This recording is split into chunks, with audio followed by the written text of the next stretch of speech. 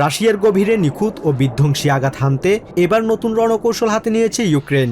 দেশটিতে চলমান জ্বালানি সংকটকে আরও তীব্র করতে এবং ক্রেমলিনের যুদ্ধ সক্ষমতা গড়িয়ে দিতে লং রেঞ্জ অপারেশনস কমান্ড ও জয়েন্ট র্যাপিড রেসপন্স ফোর্সেস নামে দুটি বিশেষ সামরিক শাখা গঠনের ডিক্রিতে সই করেছেন প্রেসিডেন্ট ভলোদিমির জেলেনস্কি। ড্রোনের সর্বোচ্চ ব্যবহার ও গোলন্দাজ বাহিনীর সমন্বয়ে এই বিশেষ কমান্ড পরিচালিত হবে। আজ আমি সশস্ত্র বাহিনীর মধ্যে একটি নতুন দূরপাল্লার অপারেশনস কমান্ড গঠনের ডিক্রিতে সই করেছি।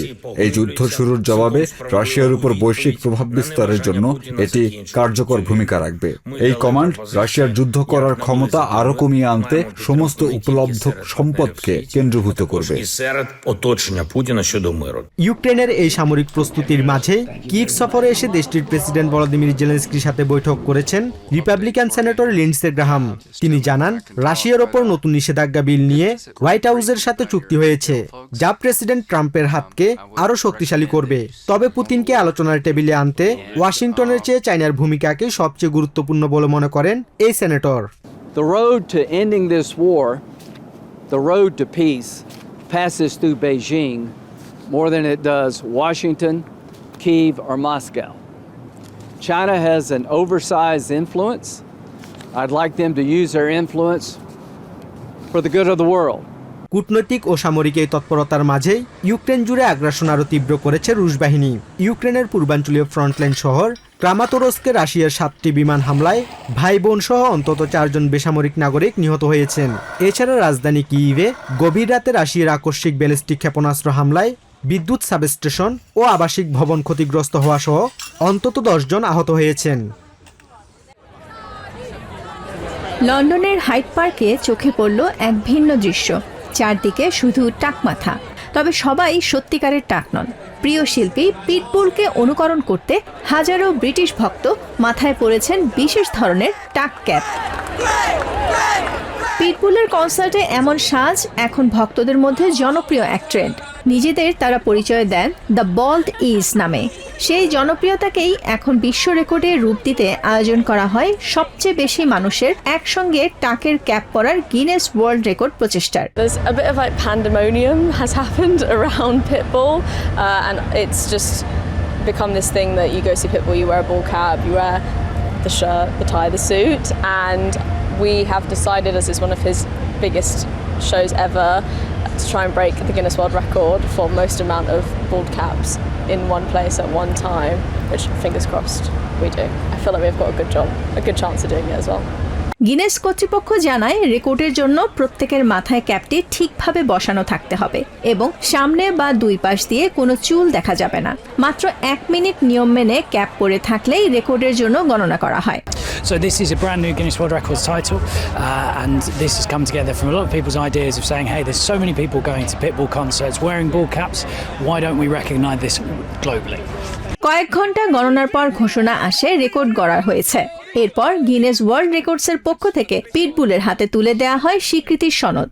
It's all about the fans at the end of the day, and in this day that we live in now, whether it's high ticket pricing, whether it's artists forgetting the fact that they're not there without the fans, that they're number one. A lot of people forget that, and humble don't stumble, and that's why I always say thank you when I'm out there. I always say thank you to the fans, and it's a blessing and an honor to be able to see the Baldies. I see y'all all around every city. Y'all have no clue how much I enjoy it.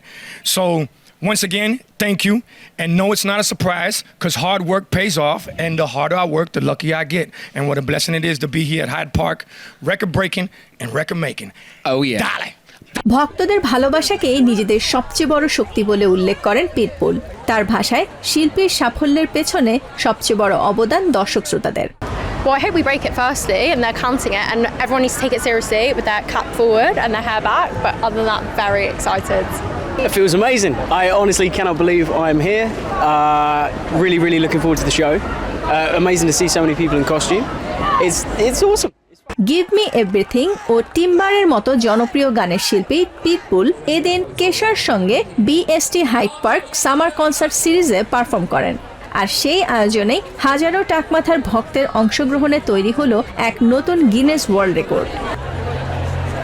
একসময় ইটালিতে আসা অধিকাংশ প্রবাসী বাংলাদেশি শুধুই চাকরির উপর নির্ভরশীল ছিলেন। তবে সময়ের সঙ্গে সঙ্গে পাল্টেছে সেই চিত্র। এখন চাকরির পাশাপাশি ব্যবসায়ও সফলতার নজির গড়েছেন বাংলাদেশিরা। বিশেষ করে ইটালির তরিনো শহরে দিন দিন বাড়ছে তরুণ বাংলাদেশি উদ্যোক্তার সংখ্যা। ইটালির তরিনো শহরে বর্তমানে প্রায় 12,000 প্রবাসী বাংলাদেশির বসবাস। মিনি মার্কেট, রেস্টুরেন্ট, গ্রোসারি থেকে শুরু করে বিভিন্ন খাতে নিজেদের সফল অবস্থান তৈরি করছেন তারা। সেই ধারাবাহিকতায় উদ্বোধন হয়েছে নতুন একটি ইলেকট্রনিক বাইসাইকেল শোরুম 67 মনোপাত্তিনি। ইটালিতে নতুন আসা অনেক প্রবাসী শুরুতে ভাষা ও কাজের অভাবে নানা সংকটে পড়েন। তাদের অনেকেই ইলেকট্রিক বাইসাইকেলের মাধ্যমে খাবার ডেলিভারির কাজ করে নিজেদের খরচ চালানোর পাশাপাশি দেশের পরিবারের জন্য অর্থ পাঠিয়ে গুরুত্বপূর্ণ ভূমিকা রাখছেন। তাই কম দামে মানসম্মত ইলেকট্রিক বাইসাইকেল সহজলভ্য করতে এই উদ্যোগ নেওয়া হয়েছে। শোরুমের মালিকরা জানান, শুধু তরিনো নয়, ইটালির বিভিন্ন শহর থেকেও অনলাইনের মাধ্যমে তাদের কাছে ইলেকট্রিক বাইসাইকেলের অর্ডার আসে। 2020 সালে 21 সালের কথা বলতেছি, তো ওই সময় যারা ব্যবসায়ী ছিল এরা বিশাল বড় একটা সিন্ডিকেট করে করতো। তখন আমি আসলে তরিনো, মিলানো বা আরও ভেনিসে, রোমে অনেক ক্লায়েন্ট আছে এদিকে। তো আমি চিন্তা করলাম যে আমি আমার থেকে শুরু করছি, যে আমার লোকাল এলাকা থেকে কীভাবে এটা সিন্ডিকেটটা নষ্ট করা যায়, ভাঙা যায়।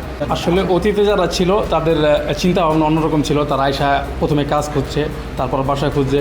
এখন আমাদের তো আমরা সেকেন্ড জেনারেশন, আমাদের ওরকম মানে কাজের পিছু দৌড়ানো লাগে না, বাসার পিছু দৌড়ানো লাগে। সেজন্য আমরা ব্যবসার দিকে বেশি আগ্রহী হচ্ছে, কারণ ব্যবসা এই জায়গায় অনেক ভালো অপরচুনিটি আছে।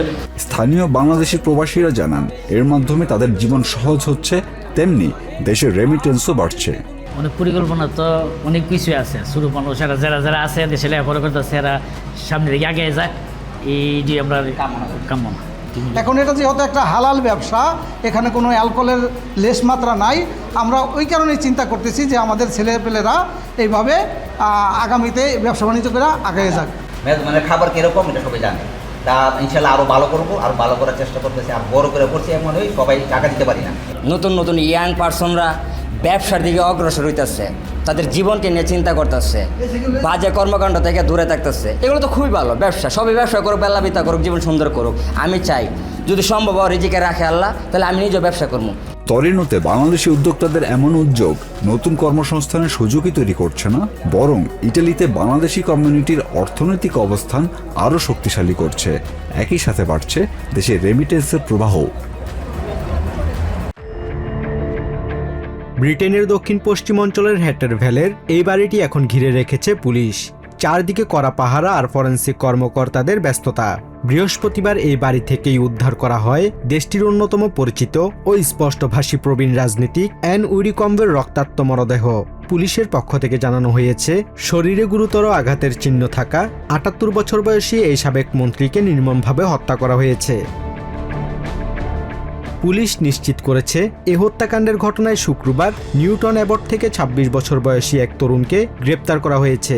প্রাথমিক তদন্তে কাউন্টার টেরোরিজম ইউনিটের সাথে পরামর্শ করা হলেও এই ঘটনার সাথে কোনো সন্ত্রাসী বা রাজনৈতিক সম্পৃক্ততা পাওয়া যায়নি বলেও জানিয়েছে পুলিশ।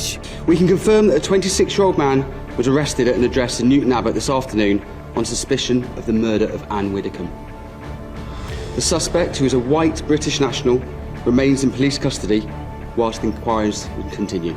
কনজারভেটিভ পার্টির সাবেক প্রধানমন্ত্রী জন মেজরের সরকারের এই কনিষ্ঠ মন্ত্রী পরবর্তীতে নাইজেল ফারাজের পপুলিস্ট দল রিফর্ম ইউকের অভিবাসন ও বিচার বিষয়ক মুখপাত্র হিসেবে দায়িত্ব পালন করেন। তার এই মৃত্যুর খবর ছড়িয়ে পড়তেই ব্রিটেনের রাজনৈতিক অঙ্গনে নেমে এসেছে শোকের ছায়া। ব্রিটিশ প্রধানমন্ত্রী কিয়ার স্টারমার নিহতের পরিবারের প্রতি গভীর সমবেদনা জানিয়ে তার দীর্ঘ রাজনৈতিক ক্যারিয়ারের অবদানের কথা স্মরণ করেছেন। Well, this is really shocking news. And my thoughts, I think all of our thoughts, will be with the family and friends of Anne Widdecombe at this awful time for them. Anne was a distinguished politician over many, many years with many achievements, and it's a huge, huge loss. Police ঘটনার তদন্তে CCTV footage ও তথ্য সংগ্রহের জন্য একটি বিশেষ portal চালু করেছে এবং সামাজিক মাধ্যমে এই হত্যাকাণ্ড নিয়ে কোনো ধরনের গুজব না ছড়ানোর অনুরোধ জানিয়েছে। একজন প্রবীণ ও বিশিষ্ট রাজনীতিকের এমন মর্মান্তিক বিদায় পুরো ব্রিটেনকে এক গভীর ক্ষোভ ও শোকের সাগরে ভাসিয়ে দিয়েছে।